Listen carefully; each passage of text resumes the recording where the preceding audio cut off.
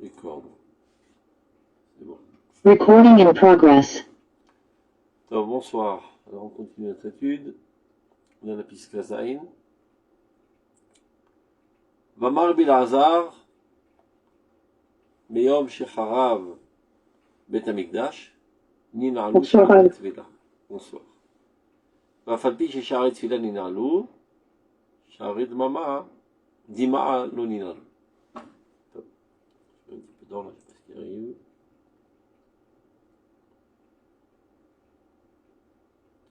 J'espère que ça marche. Alors, Bilazar nous enseigne.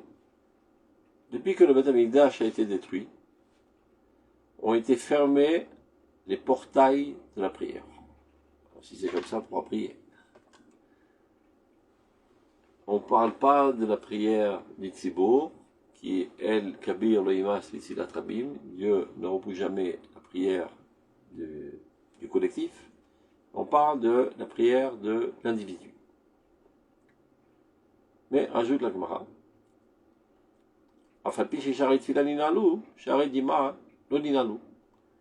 Bien que les portails de la prière ont été fermés, les portails des larmes, elles, n'ont jamais été fermés. Alors que ça veut dire? C'est-à-dire que si on prie de manière si intense en arrivant à pleurer, alors notre prière peut monter aux cieux, malgré que, bien que les portail de la prière sont fermés. Qu'est-ce que ça veut dire tout ça? Im shlemuto asichlit shel ha'adam lo yeshalem im lo teluvela shlemut kocho hamedami. Ça veut dire, avec toute l'importance de la perfection intellectuelle de l'homme, on ne pourrait le considérer véritablement comme un homme parfait s'il ne vient pas s'accompagner à cela sa perfection aussi au niveau de l'imagination. Ce qu'on traduit mal en français, on va être par imagination, le Koach HaMedameh. Le Rambam nous enseigne qu'il y a 4 forces essentielles dans notre âme. La force intellectuelle, Sechel, Regesh, qu'on appelle le sentiment, plus exactement le centre des sens, Dimayon, c'est ce dont on va traiter ce soir, qu'on traduit mal en français par le mot imagination, et après je dirais comment on doit traduire, et Ratson, la volonté. Donc pour mettre un petit peu d'ordre, bon, la Ratson, tout le monde sait c'est quoi, c'est la volonté, et c'est ça qui fait bouger nos membres, je veux donc je lève ma main, etc. Sechel, c'est ce qui capte les dimensions abstraites. Alors que le Regesh, c'est-à-dire plus exactement le centre des sens, c'est le centre des 5 antennes qu'on a dans notre personnalité qui captent les dimensions des objets concrets. Et le Dimayon, c'est Milachon les Damot. Les Damot, ça veut dire comparer. Comparer entre quoi et quoi? Entre l'abstrait et le concret. Ça veut dire que je vois une table ronde, en plastique, rouge. Je décide que cet objet appartient à l'ensemble des tables.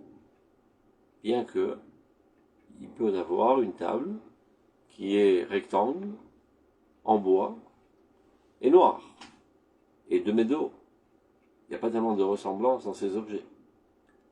Ouais, mais j'arrive à repérer le dénominateur commun, c'est qu'il s'agit là d'une plateforme surélevée du sol.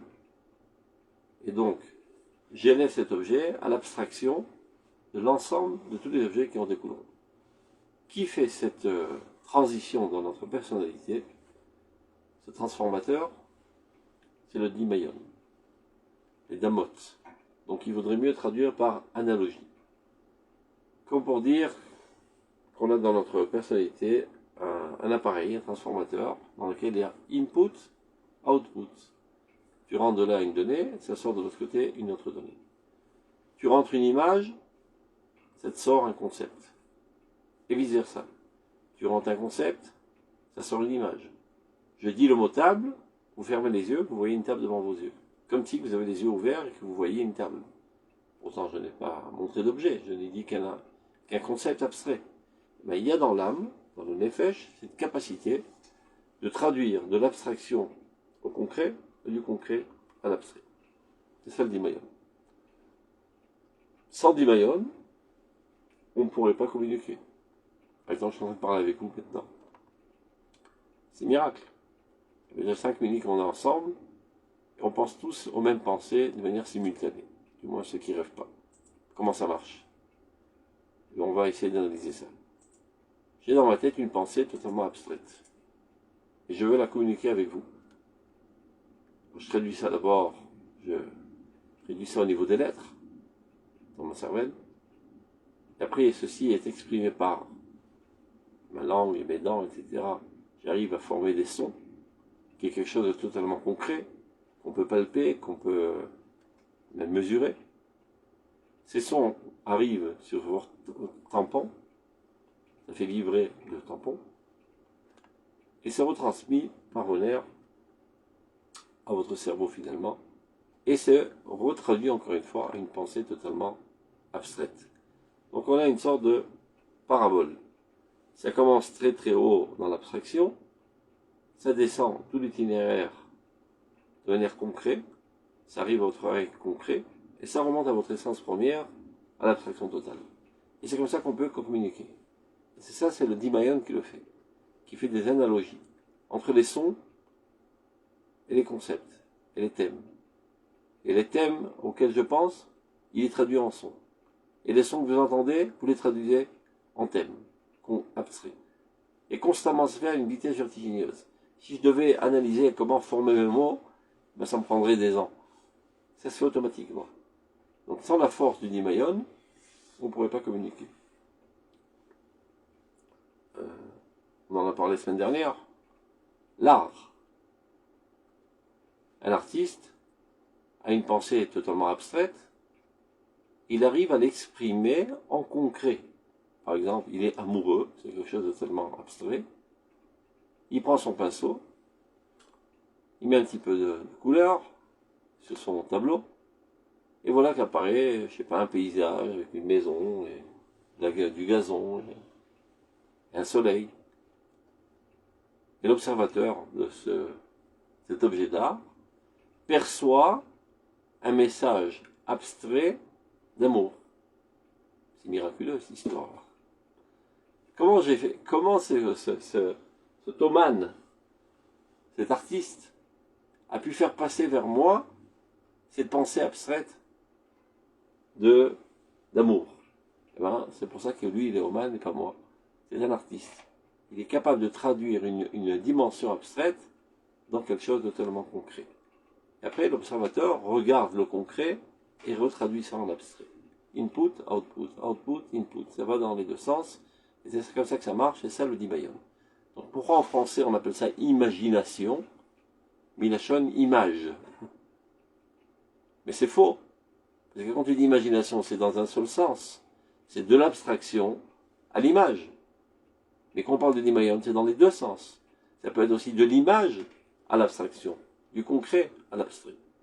Donc il vaudrait mieux dire analogie pour dire Dimayon. Ça va dans les deux sens. Donc nous dit là le Rav Kook qu'avec toute l'importance du développement intellectuel qui rend l'homme parfait, on ne pourrait dire que cet homme est véritablement parfait, si ce n'est qu'il développe aussi son Dimayon, cette force analogique, de manière parfaite. Shiut Tsiura vekochota vadim yonim, miusadim al omek ayosher. Maintenant, il y a encore quelque chose auquel il faut faire attention. Dit le Rambam, c'est un super piège à Dimayon. Parce qu'il est capable de composer entre différents éléments. Par exemple, je me suis promené dans la nature, j'ai vu une vache. Et 2 minutes après, j'ai vu une poule. Je ferme les yeux et je prends les ailes de la poule, je les accole à la vache. Et j'imagine une vache avec des ailes. Après, j'en viens à dire si je suis capable de penser une telle chose, donc probablement que ça existe. Sans quoi, d'où ça me provient? C'est ce que disait Katamit Kalemim à l'époque du Rambam. Que tout ce qui passe par la tête d'un homme, sans aucun doute, ça existe. Sans quoi, d'où ça lui est venu? Ben, il dit, le Rambam, ils ont fait une grosse gaffe, ces gens-là.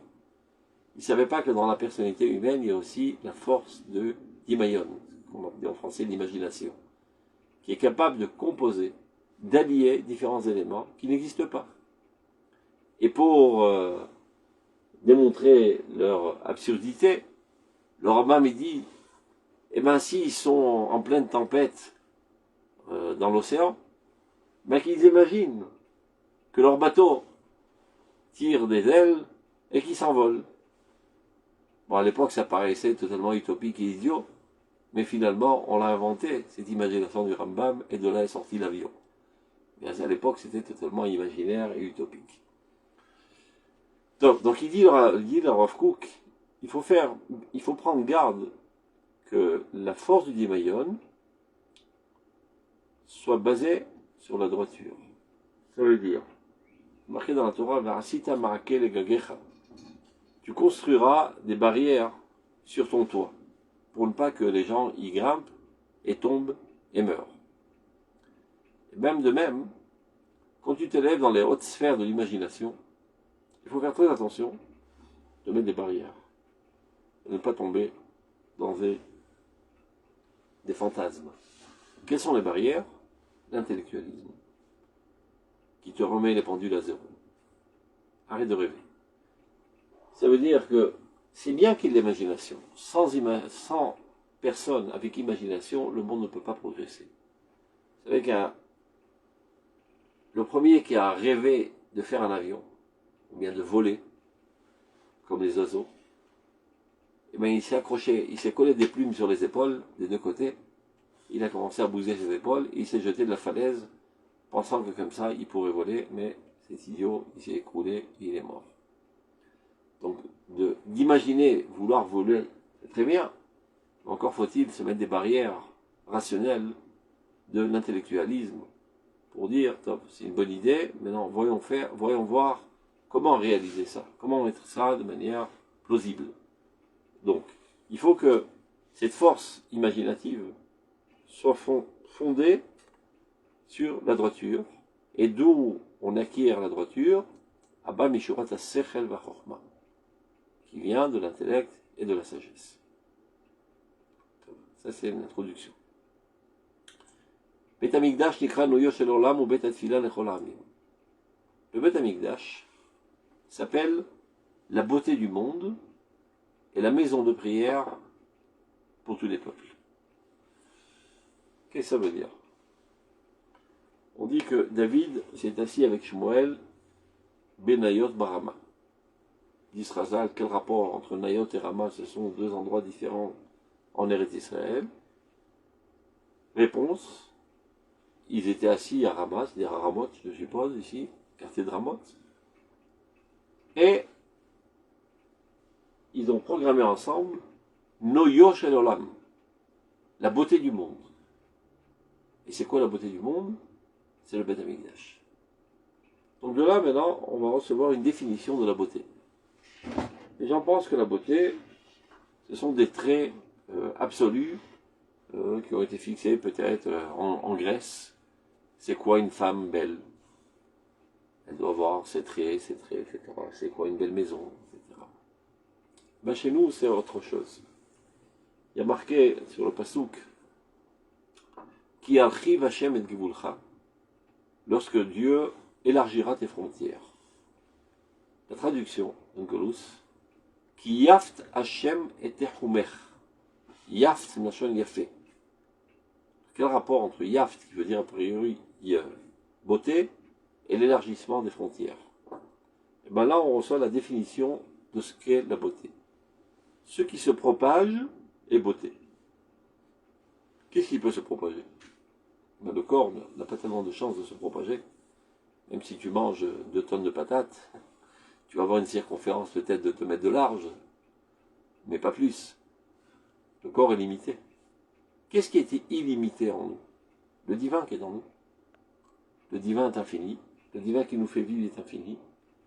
Lorsque le divin est tellement fort en nous qu'il sort des limites du corps et il se propage, alors on parlera de beauté. Et lorsque ceci arrive, ça entraîne aux gens de ressentir une attirance vers cet être. C'est ce qu'on appelle trouver grâce. On va bientôt, là, on arrive bientôt à Purim. On dit à propos de Esther, Noset hen be'ene rohea. Elle portait grâce aux yeux de tout celui qui la voyait. Bon, alors toutes les filles ont toujours rêvé d'être belles comme Esther, la reine. Machazal nous dévoile qu'elle avait un teint verdâtre. Mais verdâtre, c'est pas tellement joli quand même. Selon les critères de beauté de Grèce, selon les critères des concours de Miss Monde ou Miss Univers. Et pourtant, Chazal, il y a marqué, cette reine, elle trouvait grâce aux yeux de tout celui qui la regardait. Évidemment, Esther était une très très grande sadika, une femme très très bonne, très courageuse, remplie de noblesse, remplie d'idéalisme, remplie d'amour pour son peuple et de dévouement pour son peuple, à tel point d'être prêt à sacrifier sa vie et aller vivre avec Hitler tout le long de sa vie pour sauver le peuple d'Israël. Elle avait en elle des tonnes de divinité, cette Esther. La divinité qui avait en elle se propageait. Et lorsqu'elle propage, elle attire.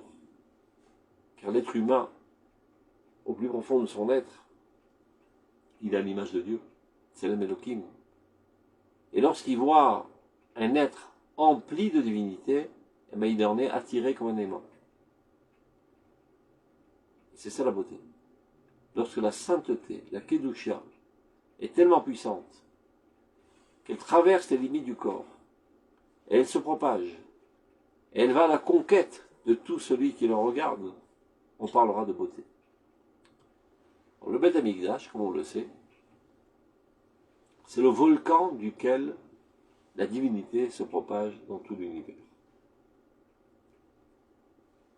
Le divin se trouve partout, évidemment, mais il se propage du point culminant qui est le Kodesh HaKodashim.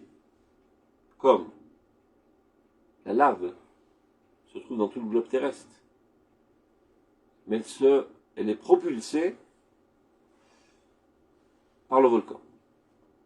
C'est pas que juste en dessous du volcan il y a de la lave. Dans tout le globe terrestre, il y a de la lave. Le volcan, c'est un endroit où l'écorce terrestre est très fragile, et de là-bas ça se propulse. De même, la divinité, Melo Kolaretz Kevoda, de son point de vue, elle se trouve partout. Mais la terre, Olam, le monde, qui veut dire les Ha'alim, qui veut dire caché, cache la divinité. C'est opaque. Il y a un endroit qui est transparent, qui est fragile, qui est frêle. Et de là-bas, la divinité est propulsée. Et amène la vie à toute l'existence entière. Donc la beauté par excellence, Noyo Shel Olam, la propulsion de la sainteté dans le monde, c'est le Beth Amikdash. Donc Beth Amikdash, Nikra Noyo Shel Olam, s'appelle la beauté du monde. Ou Beth Fila Lekol Hamim est l'endroit de prière pour toutes les nations. On avait expliqué que Tefila, c'est une lachon Tfilin, qui veut dire le lien. C'est ce qui permet le lien entre l'humanité entière, l'existence entière et le divin. Le Beth Amikdash, c'est un lieu de transition, on va dire, entre la matérialité et la spiritualité. Donc ça nous rappelle le Dimayon, qui traduit, qui transmet, qui est comme un transformateur de l'abstraction au concret et du concret à l'abstraction, et c'est lui qui fait le lien entre les deux. Donc le Beth Amikdash, c'est Beth Tefila, c'est l'endroit du lien de toutes les nations du monde avec Akadosh Baruch Hu, et l'endroit de la beauté, c'est-à-dire de la propulsion de la divinité dans le monde. Anoya Amiti, ou Ashlamat Atsiur Amedame, Kefi Ashura Sikhlit. On pourrait parler de beauté si ceci n'est pas encore en action directe avec la droiture de l'intellect. Qu'est-ce que ça veut dire? Chez Mizé, Timacher Adracha Moussari Ta'ala Ba'olam. Et de là découle une directive morale suprême dans le monde. Yikera Tfila Banou Yalze. Et la Tfila, comme on l'a répété à plusieurs reprises, elle est censée nous élever du point de vue moral. C'est pas une formule magique qu'on récite pour faire apparaître toutes sortes de choses bizarres. C'est lorsque on se hisse, on améliore notre personnalité, on la rend plus morale, alors on est apte à ce que le flux divin nous pénètre. Est-ce que c'est clair jusqu'à là où je parle à un mur? Non, c'est clair, avec Badouchan. Je sais que c'est des concepts assez nouveaux, donc si vous ne posez pas de questions, C'est qu'on est content. je ne sais pas m'ajuster au public s'il n'y a pas de questions. Donc je risque de m'envoler et me trouver tout seul. Donc, Ikar Atfila Banu Yalze. Omlam. Qu'est-ce que ça veut dire? Quand il dit que la beauté ne peut être beauté que si elle est, on va dire, protégée par le sechel. Ça veut dire que l'immoralité, elle est moche. On ne peut pas envisager, si on parle de la beauté d'une femme, de véritablement l'appeler belle si elle est immorale. Ce n'est pas de la beauté. C'est un mensonge. Dit Shlomo HaMelech, Isha Yafa, Saratruach, Nezem Zahav, Be'afrazir. Une femme belle, c'est-à-dire que les gens considèrent comme belle, mais qui est écartée de tout esprit. À quoi cela ressemble? À un bijou d'or dans le nez d'un porc. Un petit peu rude, mais ça décrit exactement la situation. S'il n'y a pas d'intériorité, s'il n'y a pas de lien à la divinité, s'il n'y a pas de moralité, on ne parle pas de beauté. On ne dira jamais qu'un porc est beau parce qu'on lui a mis une boucle d'oreille. Un porc restera un porc. Un comportement immoral est moche. La vérité est belle. On dit tous les jours, après Kriyat Shema, Emet, Ve'atziv, Ve'nachon, Ve'achar, Ve'kayam, Ve'choulé, Ve'yafé. Il y a une liste interminable de qualificatifs et ça termine par Yafé. La beauté, c'est ça. C'est la vérité, c'est la droiture, c'est la vérité. Yafé à devoir raser. Mazé? Non, je dis Yafé à devoir raser. Quelqu'un? On continue. Omnam. כל זמן שמכון המרכז הכללי של השיווי הכולל לכל האדם של השכל עם הציור המדמה היה קיים בעולם, היה קל גם לכל יחיד לכונן לדרכי ציוריו על פי יסודות השכל. On s'arrête là, parce que c'est assez compliqué. Ça veut dire, tant qu'il y avait dans le monde un établissement comme ça, qui s'appelle le Beth Amikdash, dans lequel il y avait une harmonie parfaite entre l'imagination et l'intellectualisme, alors ça permettait aux gens de se hisser à cette harmonie.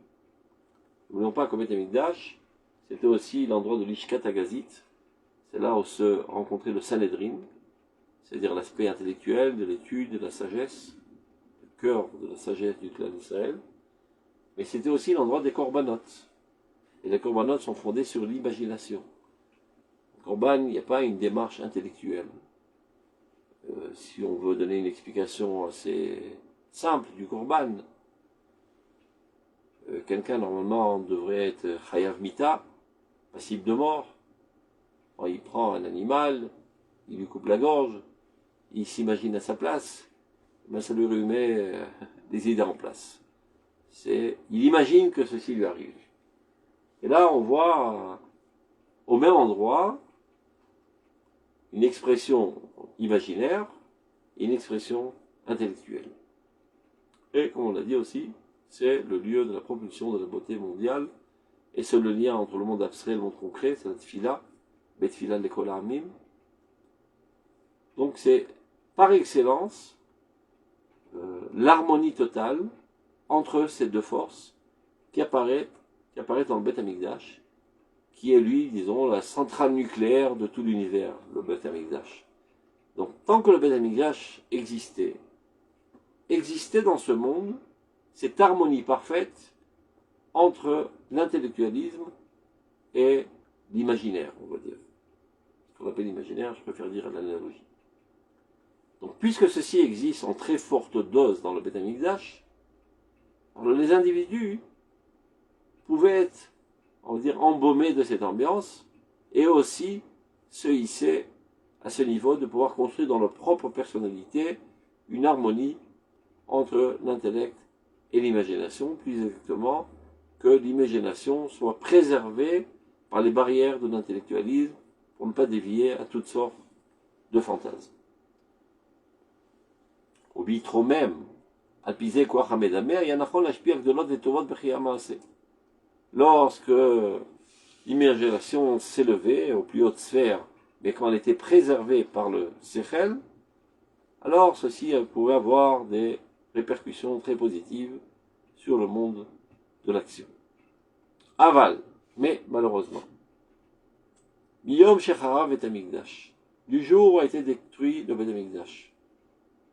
ובטל המרכז הכללי של קישור חוקי הנפש האנושית שבכוחה מדמה אל אור השכל. A été totalement annulé de l'univers. Cette possibilité d'harmonie totale entre le Médamé et le Sechel, l'imagination et l'intellect. Il n'y a plus de centre mondial dans lequel ceci apparaît à très haute tension, on va dire. On n'est plus capable de prier. Le Beth Amikdash, par excellence, c'est l'endroit de la prière. C'est l'endroit du lien entre le monde abstrait et le concret, entre le divin et la créature. Medame Tzura Leyotzra, etc. Il n'y a plus de Beth Amikdash. Comment faire? Donc il n'y a plus de possibilité de prier. L'homme n'est plus capable de construire dans sa personnalité cette harmonie totale entre l'abstraction et le concret. כל יחיד ודאי יקשה לו מאוד לרומם לבדו את כוחו המדמה אל מרומי השכל.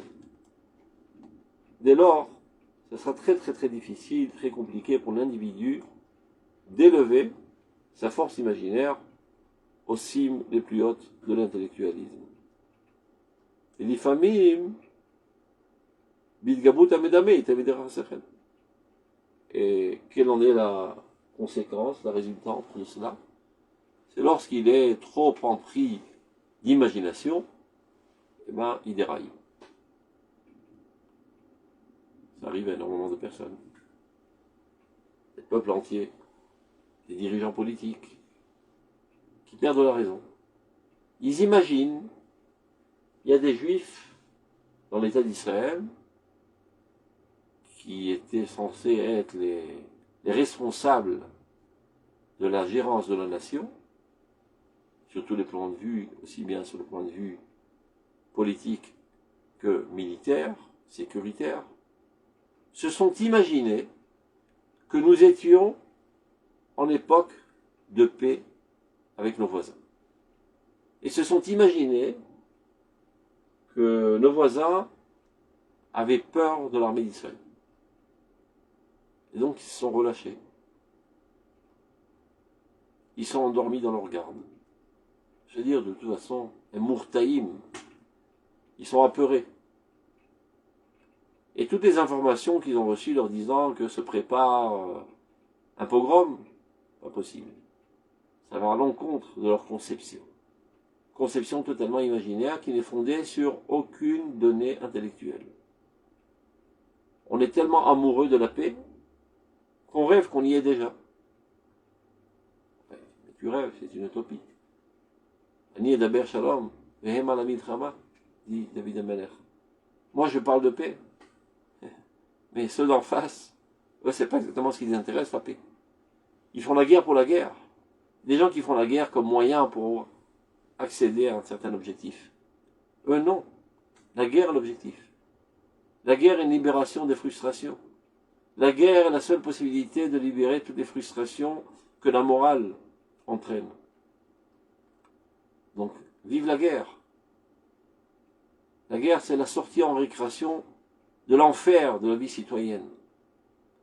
Dans la vie citoyenne, tout est interdit. Tu ne voleras pas, tu ne tueras pas, tu ne convoiteras pas, tu ne violeras pas, etc. etc. Mais c'est l'enfer, on ne peut pas vivre dans ce monde quand on a une tendance barbare. Heureusement qu'il y a la guerre, de temps à autre, qu'on puisse se libérer de cet enfer. Pour l'instant, à ce niveau, on est l'humanité entière, qui plus, qui moins. Il y en a qui sont déguisés en êtres civilisés avec des belles cravates et des beaux costumes et des beaux discours de moralistes en Europe. Et il y en a qui sont restés à l'état brut et primitif. Au moins, ils ne sont pas hypocrites. Ils disent carrément ce qu'ils pensent. C'est de verser le sang et de semer la terreur. Il y a des juifs parmi nous qui vivent dans des fantasmes et qui se sont laissés embarquer dans toutes sortes de conceptions imaginaires. Et ceci a amené un pogrom en Eretz Israël. Il y en a d'autres qui ont fait la paix avec nos ennemis, pensant que l'époque de la guerre est terminée. Alors on fait une super fête avec des ballons, etc. Et le lendemain matin, tous ces rêves explosent. Mais on continue de s'entêter. Il y a du terrorisme, il y a des attentats. On dit mais non. Ce sont les derniers soubresauts de l'époque antérieure de la guerre. Et ce sont ceux qui veulent foutre la zizanie et empêcher l'ère de la paix. Et donc ceux qui sont tombés ne sont que des holocaustes, korbanot hashalom. Ce sont les sacrifices sur l'autel de la paix. Donc, qu'ils soient loués de cette fait assassinée par les derniers terroristes, mais tenons bon, nous sommes en époque de paix. Donc tu veux dire ça au premier, deuxième, troisième attentat, mais finalement il y a 1500 attentats et 1500 morts, et tu continues de t'entêter la tête dans le mur, comme si on était en époque de paix. Mais tu vis dans un monde imaginaire, mon pote. Tu es déconnecté de toute emprise réelle et concrète, parce que ta cervelle est partie en vacances. Donc dit le Rav Kook, l'ifamim bitgabrut amedame yit'e meder hasechel. Lorsque la tendance imaginaire se renforce, eh ben, il déraille de la droiture intellectuelle. De même, ça peut être l'imagination, ça peut être l'émotion. Quelqu'un qui rentre en émotion, mais il perd la cervelle. Tout ça est dû au fait qu'a été détruit le Beth Amikdash. À l'époque du Beth Amikdash, il y avait de fait un endroit, et pas n'importe quel endroit, le centre de l'univers, dans lequel il y avait une harmonie totale entre le Sechel et le Dimayon, et donc ceci influençait tout son environnement, et même les gens pas très très forts de caractère arrivaient à s'élever à cela. Depuis que le Beth a été détruit, cela nécessite énormément d'efforts pour construire ça tout seul dans notre personnalité. אמנם כל זה הוא רק כשאדם בא לצייר ציורי הטוב בכוחו מדמה במידת בחירתו. Donc maintenant il faut expliquer la suite de la Gemara. Parce que la Gemara elle a dit la chose suivante, je reprends. Amar Rabbi Elazar meyom shechaf bet hamikdash nin'alu sha'arei tefila. Rabbi Elazar nous enseigne, depuis qu'a été détruit le Beth Amikdash, ont été fermées les portes de la prière. Donc c'est ce qu'on vient d'expliquer, puisqu'il n'y a plus un endroit où la prière, c'est-à-dire le lien entre l'abstraction totale, entre la divinité et le concret existe, c'est dur de s'élever à cela, et donc presque impossible de réussir à faire ce contact dans notre personnalité. Mais la Silla Gemara dit,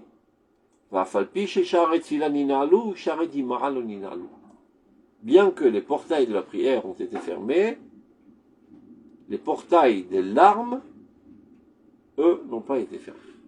Alors c'est ça ce qu'il va expliquer. Omnam. À partir d'Omnam, il explique la deuxième partie de la Gemara. Kol zeu rak kishe'adam ba letzer tziyurei hatov bekocho medame bemidat bechirato. Tout ce qu'on vient de dire précédemment, c'est lorsque l'homme essaie de sa propre force de se hisser à ce niveau par son libre choix. Pour arriver à le faire, encore faut-il qu'il y ait déjà un centre mondial où cela existe. Si vous voulez un exemple, c'est comme si que on aimait quelque chose, la télévision émet par exemple des films, etc. Pour que je puisse capter cela, il faut d'abord et avant tout qu'il y ait une très grande antenne sur le toit. Après, ta petite antenne que tu as à la maison, elle peut capter. De même, cellulaire, téléphone cellulaire. Il faut qu'il y ait des grandes antennes un petit peu partout dans le pays pour que nos petits appareils puissent capter aussi. Quand il y a une grande antenne qui capte, c'est retransmis après sur les petites antennes. La grande antenne gigantesque qui est capable de capter cette capacité d'harmonie totale entre le Sechel et le Dimayon, c'était le Beth Amikdash.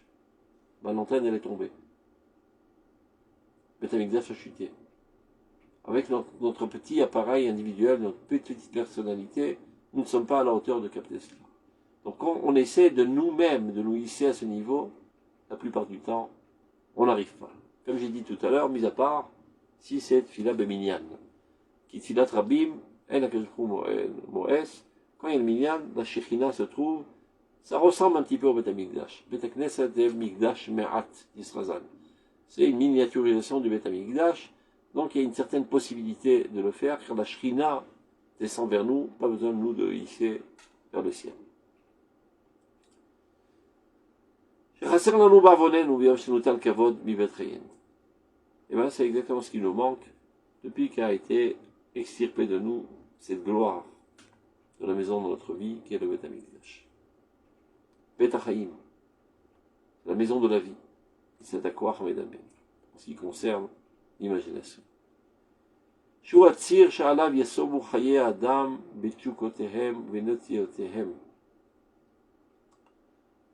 C'est l'axe sur lequel tourne, on va dire, la vie de l'homme, avec tous ses désirs et toutes ses tendances, le Dimayon. La plupart des choses que l'homme fait, c'est parce qu'il imagine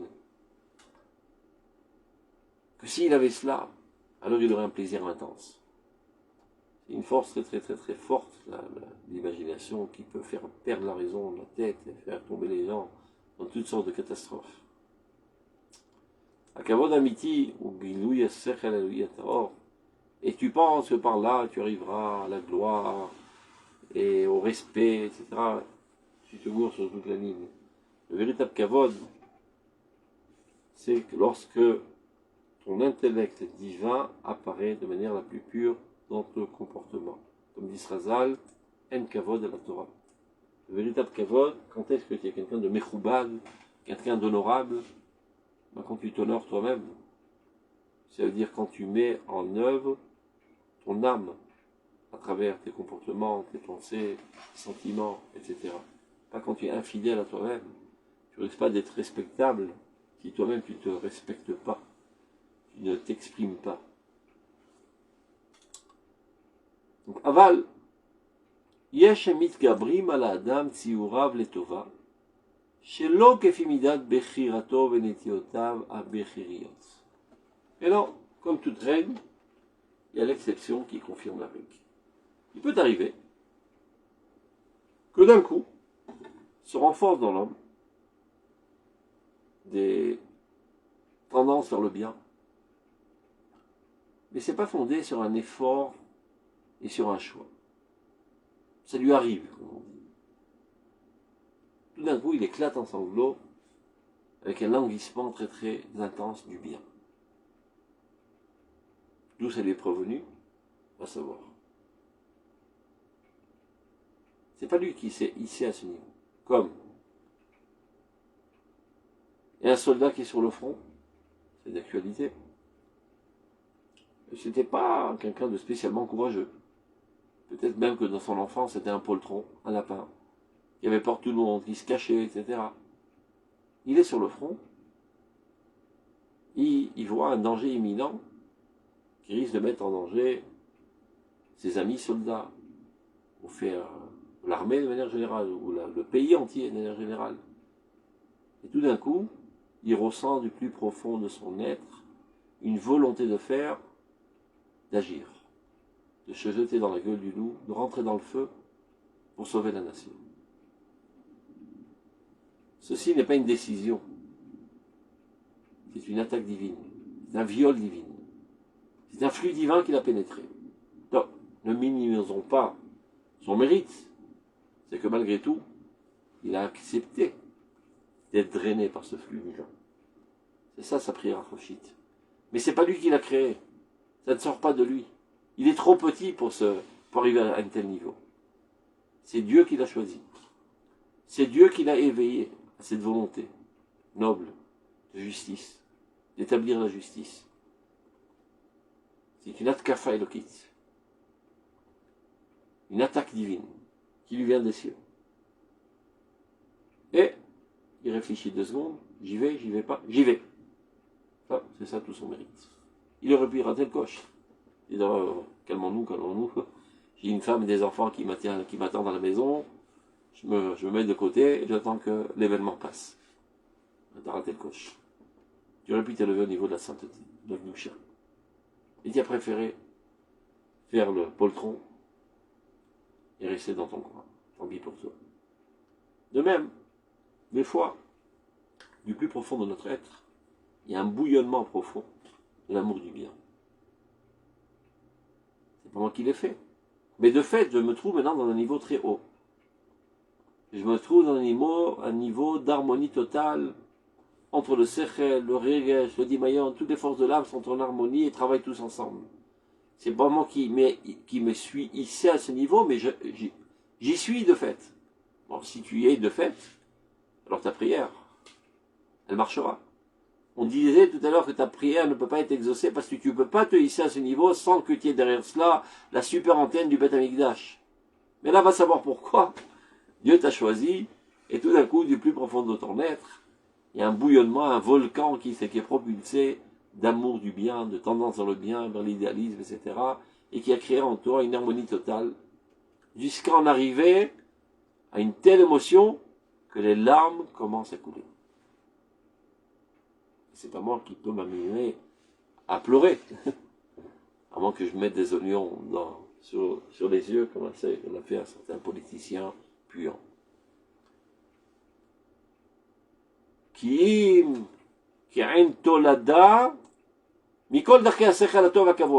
D'où cela provient? Ben c'est l'addition de toutes les belles choses qu'il a étudiées, tous les efforts qu'il a fait toute sa vie, toutes les compréhensions les plus profondes et les plus nobles qu'il a. Tout d'un coup, ça fait un effet chimique, et toutes ces données, tous ces éléments, tous ces facteurs ensemble prennent feu dans sa personnalité. Il en arrive à un amour très profond, un désir très profond du bien. Et il commence à pleurer. C'est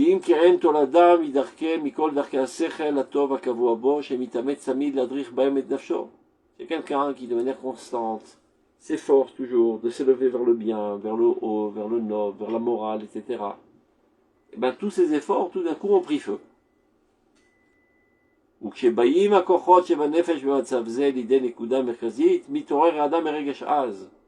Et lorsque toutes ces forces, tout d'un coup, s'éveillent ensemble, et se combinent ensemble, s'éveille dans l'homme un sentiment très puissant, qui est bien en-delà de toute sa force habituelle. Et alors, les larmes commencent à couler sur ses joues. Tellement il se languit du bien et de la bonté suprême. Comme le disait Passouk, mon âme est assoiffée de Dieu, à ce Dieu vivant.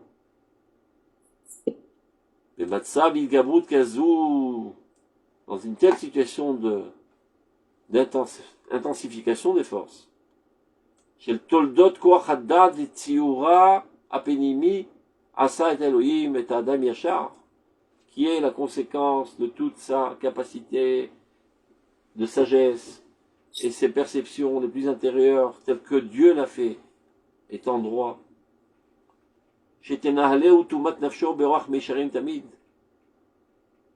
qui est géré de manière constante par la propreté, la naïveté, l'innocence de son âme, qui l'amène à la droiture. Et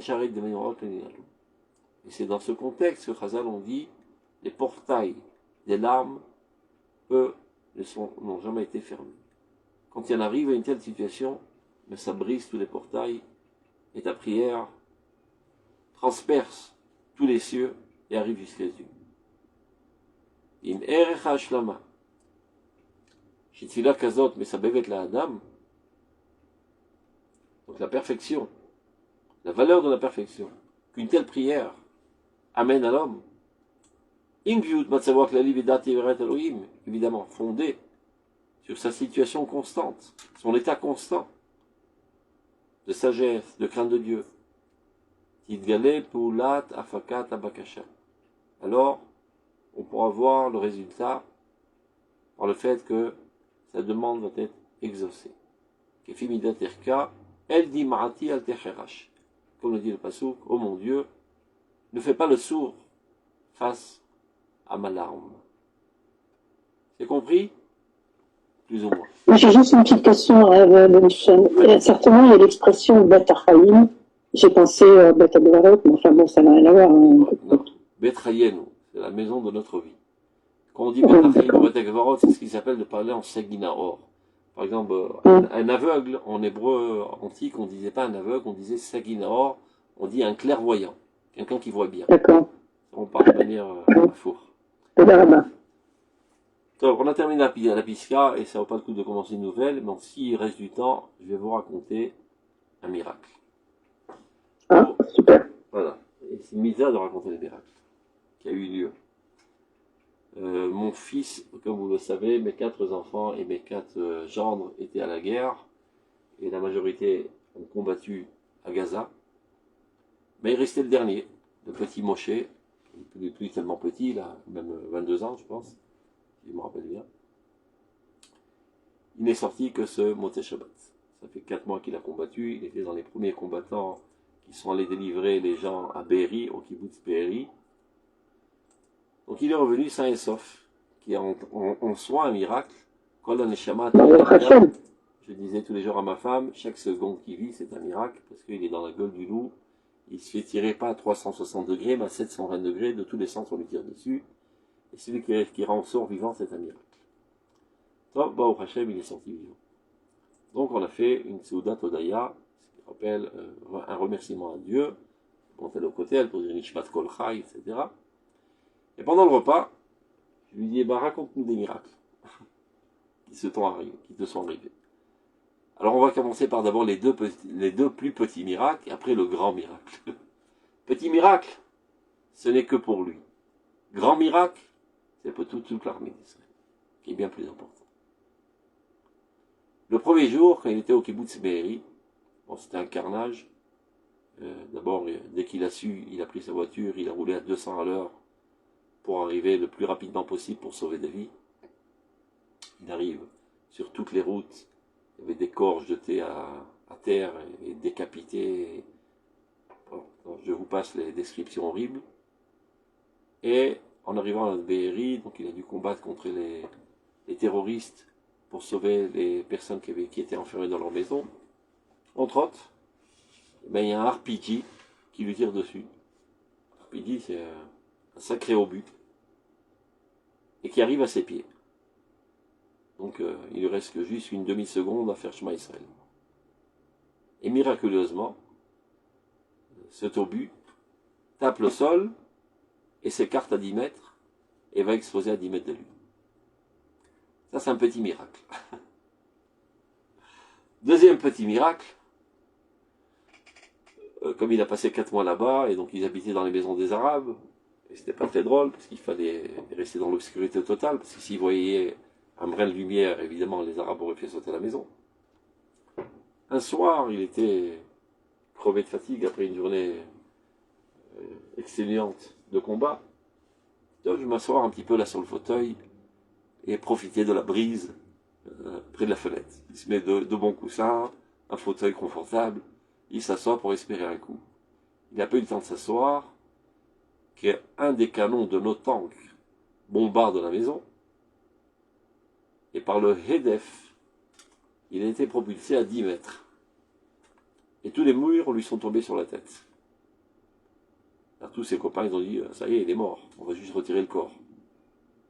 Il le tire par les pieds, et tous les murs étaient sur sa tête.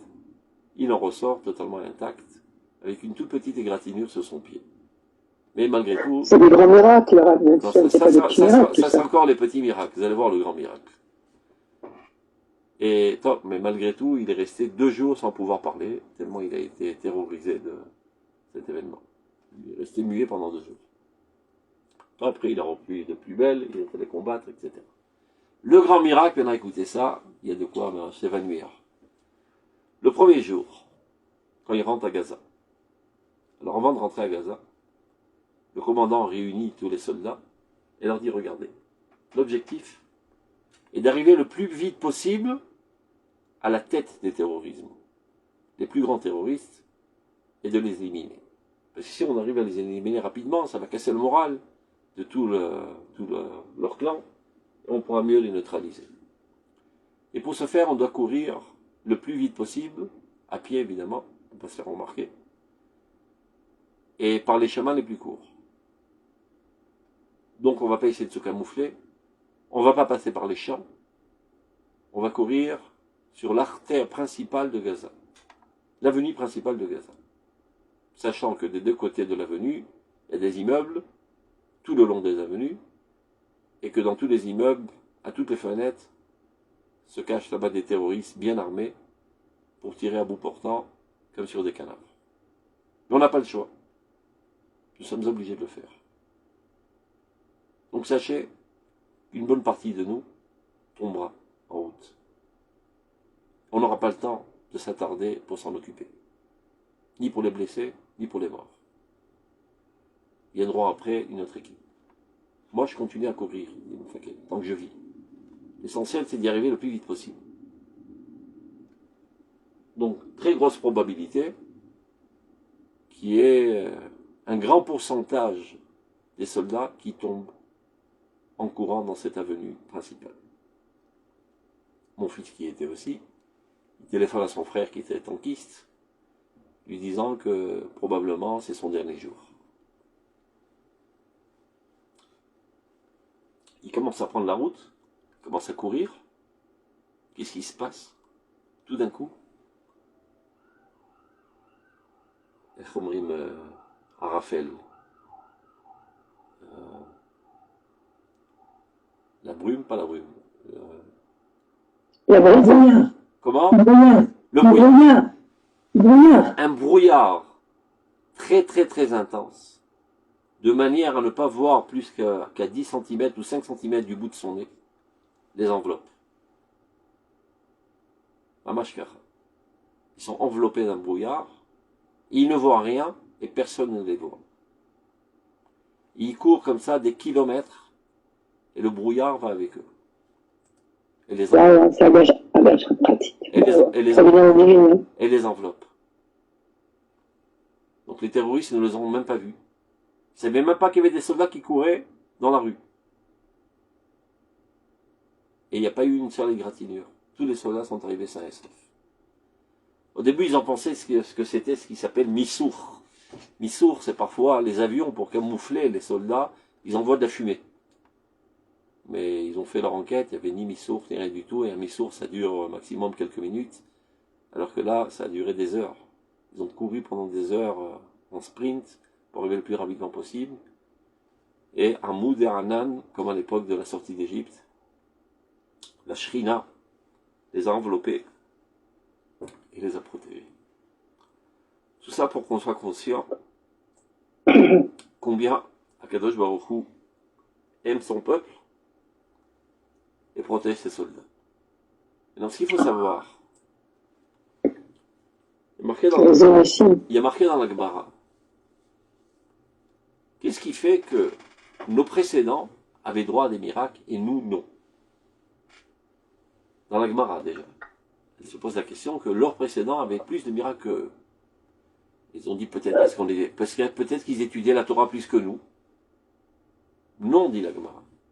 Eux, ils utilisaient 2 Zdarim et nous, on utilise 3 Zdarim. Alors, quelle en est la cause? Dit la Gemara, des Masru Nafshayu al Gdushat Hashem. Mesirut Nefesh, le don de soi. Le don de soi, d'être prêt à donner sa vie pour Klal Israël, ou pour la Torah, ou pour Dieu, c'est ça ce qui déclenche le miracle. De manière naturelle, on te dit, écoute, vas-y, tu vas crever, ben, t'as pas tellement envie. Ne serait-ce que l'instinct de conservation t'empêcherait de le faire. Donc de se comporter de cette manière, c'est miraculeux. C'est de se surpasser. S'élever à une sphère miraculeuse de ta personnalité. Lorsque toi tu t'élèves à cette sphère miraculeuse dans ta personnalité, tu déclenches une autre loi qui gère l'existence, la loi du miracle.